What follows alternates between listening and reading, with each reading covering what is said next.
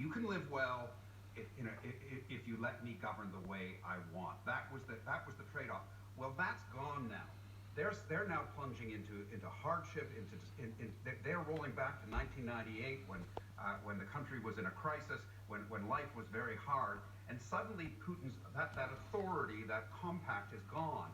The hope may be that the people rise up against Putin and that he's overthrown, assassinated, something like that. I think there's no evidence that can happen. He has such iron control. But I would say one of the consequences of this that seems almost inevitable is that he is not only in danger of destroying Ukraine, but he may well be destroying his own country. Russia is now such a pariah state.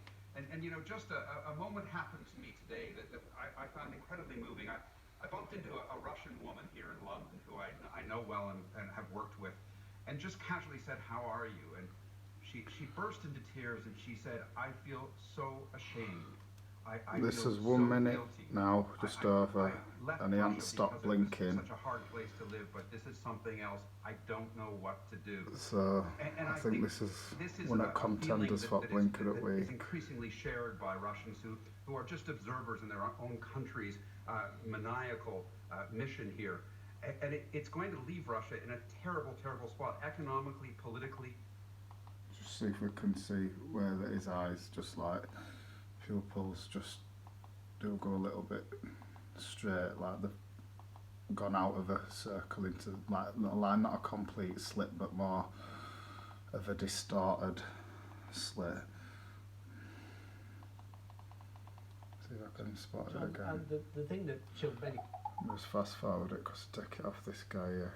I'm not right bothered about him at the minute.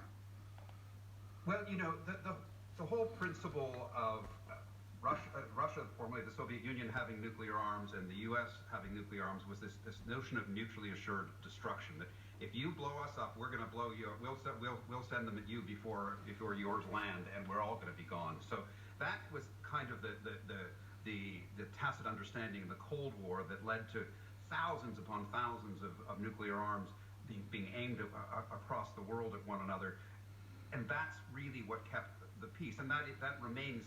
So he hasn't stopped blinking again. This is really the first time in the post-Cold War era where we have seen this kind of right, now watch him.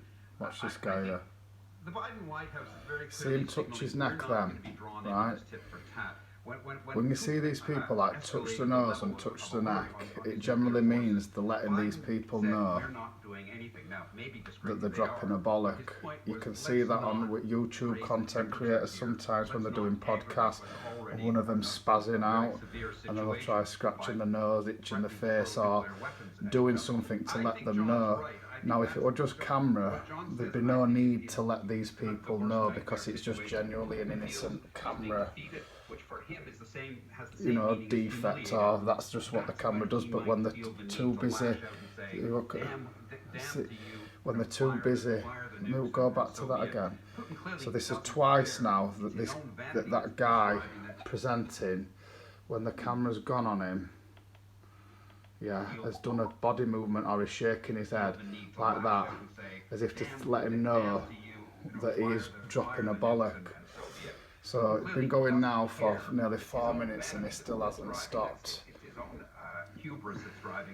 This just doesn't happen. I think that might be too simple. He's just maniacal. Thomas,